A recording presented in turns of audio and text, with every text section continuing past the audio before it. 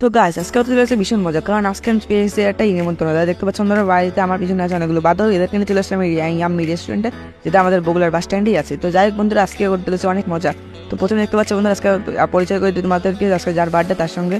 তো হচ্ছে বন্ধুরা মিনি, যার আজকে বার্থডে, আর হচ্ছে পুরো লেডিস গ্যাং, আর এখানে আছে মাত্র আমরা 3জন পুরুষ।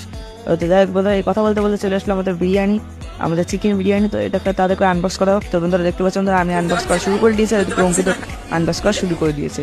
আর এদিকে আমার বিরিয়ানি আনলক করা হয়ে গেছে, আর এদিকে বিরিয়ানি অঙ্কিত আনলক করা হয়ে গেছে। তো বেশ এবার তোমাদেরকে একটা রিভিউ দেওয়ার পালা। তো তারপরে বন্ধুরা রাতে করে দেরি না করি একটা স্যালাড এবং অল্প মাংস এবং একটা আলু ছিঁড়ে নিয়ে মুখে মতো পুড়ে নিলাম। যাই হোক বন্ধুরা, টেস্টটা কিন্তু ডাইনামিক ছিল। আর আমার কাছে বলতে গেলে বিরিয়ানিটা অলওয়েজ ফেভারিট, বাট এই বিরিয়ানির চিকেন চাপটা আমার কাছে বেশি ভালো লেগেছে।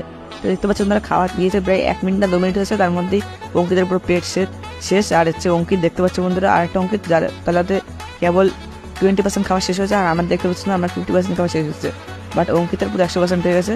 তো এই হচ্ছে বন্ধুরা পার্থক্য আমাদের এবং সাধারণ জীব এবং অমনোযোগের মধ্যে। যাই হোক বন্ধুরা, আমি খেতে থাকি, মজা করতে থাকি। তোমরা মিনি ব্লগসের জন্য তো সাবস্ক্রাইব করো। Bye bye bye.